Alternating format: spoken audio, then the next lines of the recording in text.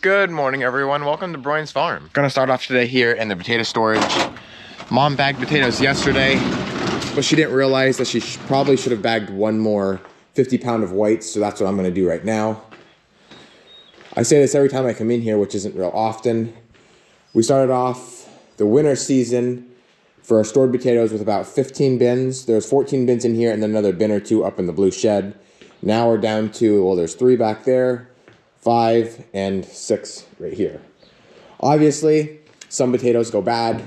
There's 1, 2, 3 baskets of bad, which isn't bad for going through like what, 7, 8 bins so far. And so at this point now, you know, we're at the beginning of March. We're ready to get rid of them now. They're still in perfect condition, not soft, not sprouting, nothing like that. We have no red potatoes left, which they're the ones that, you know, get softer and sprout faster. But still, you know, it's about that time. This is the bin of Eva, which is like a nicer, rounder potato. It's a white potato. And then I think, and these 2 bins here is Norwis, which is actually a yellow potato. And they're just a little bit more goofy shaped. Still a great eating potato. Well, you can just see how it's kind of got like those knobs and stuff on there, but absolutely nothing wrong with it. Also, these 3 bins here are cardboard, which are much, much smaller than these big guys here. So once we get to those ones, I think it's gonna go pretty fast. Some of you guys asked a while ago how we store potatoes so long. It basically has everything to do with temperature. If you have them too warm, they're gonna sprout and just get soft. In here, this whole area is all underneath ground besides a little part of it. Then we have an insulated garage door on here. So we don't really start storing potatoes until the later part of fall when it's cooler.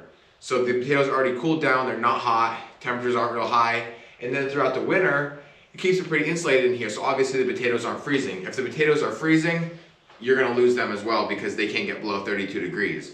Ideally, we keep it around 38 to 42, and as you can see, our potatoes stay almost perfect. So as far as in your house goes, a lot of people will ask this question at market, you know, how do I store my potatoes at my house? They say, well, can I keep them in my garage? Well, if your garage isn't insulated, it's not gonna work. If you're not gonna store a lot of them, like 10 pound, you know, maybe 20, 30 pounds, I would just recommend putting them in your basement if you have one, in a dark, you know, cooler area. If you don't have a basement, I would just say the best place is underneath the kitchen sink. At least it's out of the light and it might be a degree or 2 colder underneath there. You're not gonna be able to store potatoes months and months underneath there, but they'll last longer than what they would, let's just say, sitting on your counter. I also wouldn't recommend putting potatoes on your counter either, because in about 3 days they're gonna be green. As far as bagging goes, we won't put any real tiny ones. This one's actually kind of goofy shaped. I'm not actually gonna get rid of it. We won't put any tiny ones in. Obviously, no bad ones in that we can help. Now these potatoes are dirty, and if you're not paying close attention, you will put a bad one in. And so, we do as best of a job as we can, and we rarely have complaints. But I am seeing some bad ones here. And it's a shame because you can see that bad spot there, if you can see that. That's not even that bad. You could get 3/4 of that potato out of that and just cut that little section out, but we're not gonna make angry customers, so we just get rid of it and keep moving. Then to tie it up, I'll take my wire, my wrapper,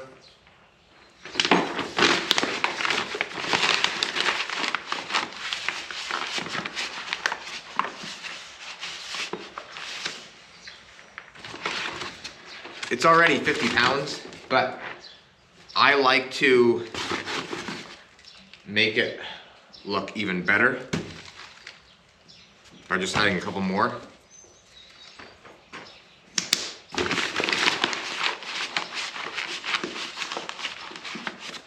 That'll feel good. I'll wrap that wire around there.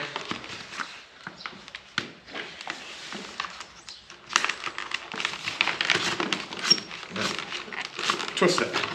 And that's it right there, done. Nice and pretty, beautiful potatoes. Now moving on to barn work. You can see the cows are over there waiting already. It's such a mess with all the water we've been having. You can't really go anywhere. That's like a lake down there. This whole road here is all soaking wet. I love it this time of year because the grass ain't growing at least. We don't have to worry about mowing.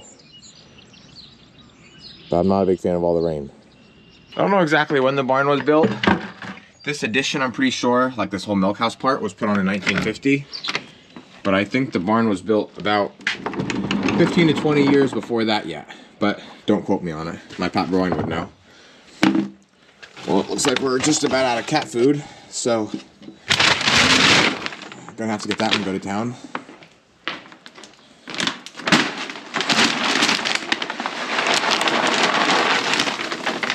It's actually a good amount. That's all I got for you today, kitties. I'll have more by night.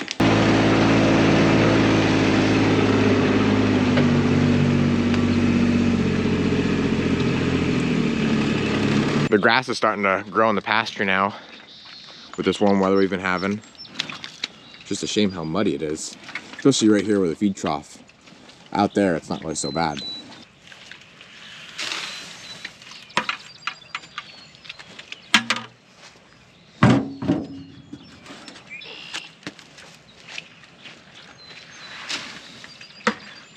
Back here in the greenhouse, I just filled like another 240 pots. Sammy's been working on planting them for like the past hour. All these are what we did a couple days ago, and all the lighter pots are what she just did today. I'm not quite sure where we're gonna go with them because we're running out of table space, and we want to keep them over here so we can put them on our drippers. We'll probably have to move them somewhere over in this section, I guess, once we hang these baskets up on the ceiling. Like I said before, usually what we used to do probably about 2 years ago was we'd take this little tiny seedling and we'd place it in a 6-pack, which we don't have any around here to show you. Actually, I do, right up here. Just like these hanging baskets tomatoes are. But Mom, about, like I said, 2 years ago, started planting them right in the 4.5-inch pots, and it ended up doing really well. So this is how we've been doing it, and it saves us a whole step. So it'll take a little bit longer because it's got to set its roots before anything. But then once it's established, it takes off beautiful. Right now she's working on Ringo Violet, there's Ringo Deep Scarlet, Ringo Salmon, and then Ringo Deep Rose.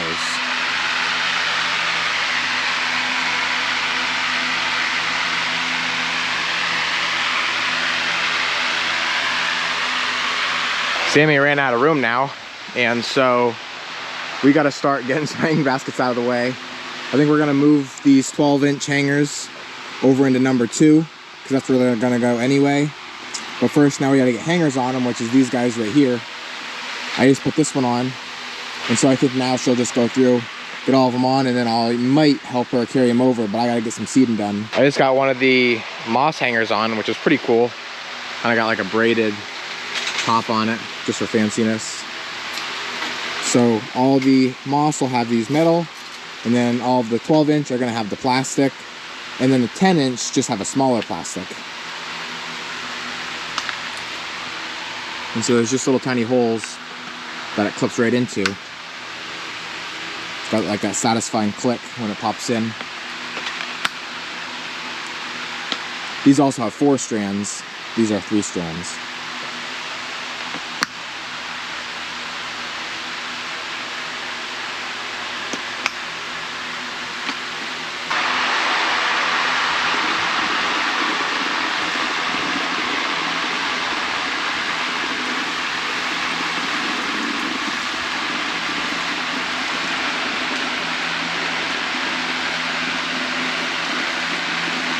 I like to go over them first, kind of get them watered in, then I'll go back over and soak them a little bit better. What do you want to do with the rest of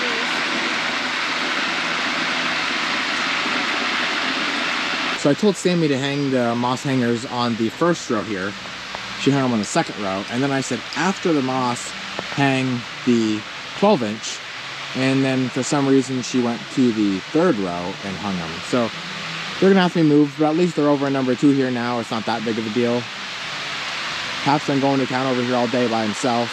We've just been getting them flax filled and everything like that. So we might have a little bit of a problem. Sammy planted every single one of the seed geraniums, and I'm not 100% sure if she was supposed to do that or not, because I think it's more than we can sell according to what we sold other years. I think there's a little over 800, if I'm correct.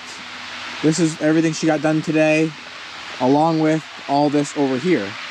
And then over this part is what we got done the other day. So that's a lot of room that's taking up. And then when I have to space them, it's gonna take up a lot more than that even. And so I don't know what mom and dad are gonna think when they get back from Lancaster here in a little bit, but I guess we'll find out. Map left. So Sammy's finishing up his flat of English time.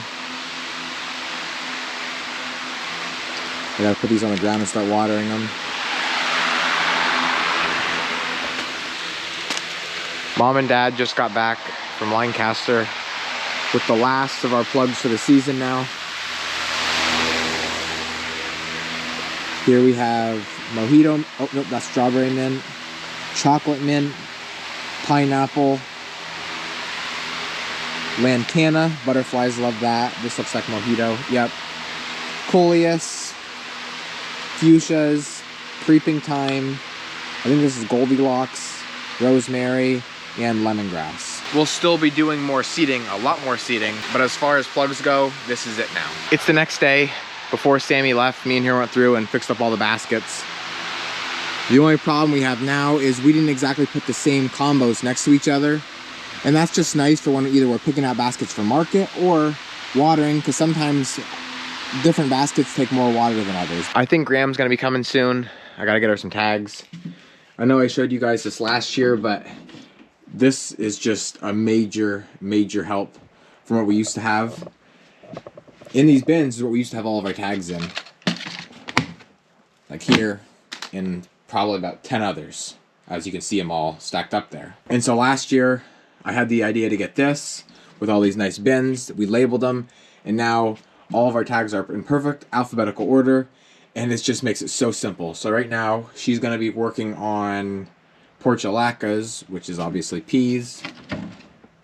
Should be... And of course I can't find it. Pepper. Petunia. Unless somebody put it back out of order. Alright, this is what's wrong. White petunia shouldn't be here. That needs to be at the bottom. Portulacas right here. I guess it helps if everybody puts stuff back in order. If we don't, well then we just got a mess on our hands. So obviously there's not a lot of tags in here, but I'll just take the whole thing because we have 3 different varieties.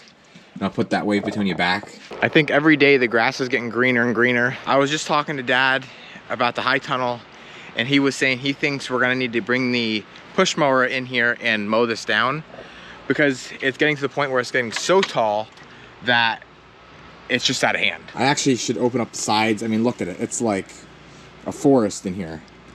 There's actually some dandelion growing, which that shouldn't be here. It's only one plant as far as I see. But that's got to be, I would say, about 16 inches tall.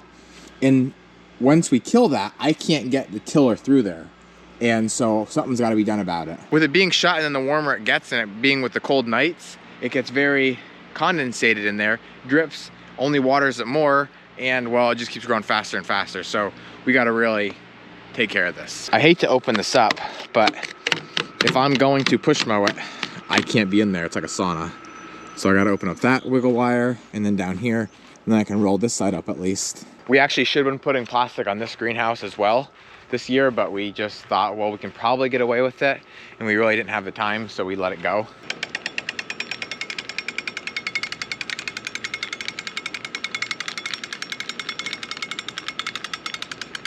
We were actually thinking about growing something besides tomatoes in our high tunnels this year, just to kind of give them a break from that. We feel like every single year, kind of since we started tomatoes, they've been just doing a little bit worse. And so we thought, well, let's change it up, but we didn't really know what to change it up with. And so I think we're kind of just gonna stick with tomatoes. The only other thought I had was strawberries. And I did see other farmers that grew strawberries in high tunnels, specifically Farmer Dre, but he doesn't grow them no more, as far as I know. I wanna get a hold of him and see why he doesn't. Maybe it's not as profitable, maybe they don't do quite as good in there, I don't really know. But that's the only other thought that I had that might work. She scared me. Besides tomatoes, there is other people that grow peppers and 1 or 2 other things in there, but I just don't think that we could sell enough to make it worth it. But tomatoes and strawberries are two of those things that we can sell a lot of, and we know we could get rid of everything that's in there throughout the season. That's what I'm calling it a wrap for this video. As always, thank you guys for watching, and always remember it ain't much, but it's honest work.